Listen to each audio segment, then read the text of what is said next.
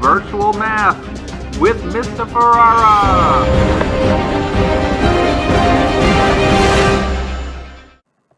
Hey, what's up everybody? Today we're going to be doing section 11.4, volume of spheres. Not much information in this section, so it's going to be quick. A sphere is the set of all points equidistant from a given point. That given point is the center. When I connect the center to the edge of the circle, or sphere, I create a radius. A radius is a segment that has one endpoint at the center, and the other endpoint is on the sphere. When I double a radius, I create a diameter. A diameter is a segment passing through the center with both endpoints on the sphere. Now, if I take that diameter and I slice the sphere in half, that half is called a hemisphere. A hemisphere is half of a circle. Now, a great circle is a cross-section of the sphere that contains the center of the sphere. It's the largest circle that can be created within a sphere. The volume for a sphere is 4/3 pi r cubed, where r stands for the radius of the sphere. So it's r times r times r times pi times 4 divided by 3. All right, example number 1, find the volume of the sphere. I'm going to write the formula first, always. Volume is 4/3 pi r cubed. So 4/3 pi r cubed. In this problem, they give me the diameter is 30, which means that the radius is 15. I'm now going to plug that information into my formula.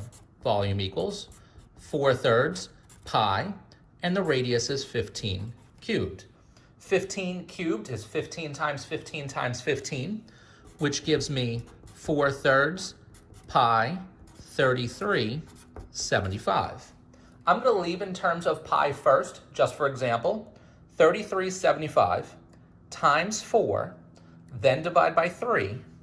Again, 33/75 times 4 divided by 3 gives me 4,500 pi. So if I want to leave in terms of pi, 4,500 pi would be the answer. If you want to convert it into normal standard notation, multiply by 3.14 always, and 4,500 times 3.14 is 14,130 meters cubed. There is the volume of that sphere. Now, if they wanted you to find the volume of the hemisphere, all you would have done is taken that number and divided it by 2, because a hemisphere is half of a sphere. All right, example 2, they give us the volume of the sphere. They want us to find the diameter, so we need to work backwards. So I'm going to rewrite the formula, 4/3 pi r cubed. I'm going to plug in what I know. I know the volume is 904.32, and that equals 4/3 pi r cubed. To start this problem, I'm going to divide by pi. I'm going to get rid of 3.14. So 904.32 divided by 3.14. Again, I'm not using the pi button. I'm using 3.14. That gives me 288 equals 4/3 r cubed. Now, I'm going to multiply by 3 to get rid of this 3 in the denominator, which means I multiply this side by 3. That gives me 864 equals 4r cubed. I now divide by 4, and I get r cubed to be 864 divided by 4 is 216.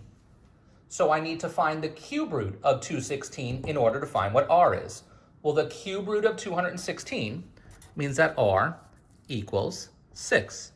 So the radius in this problem is 6, but they wanted the diameter. So if the radius is 6, the diameter would be 12.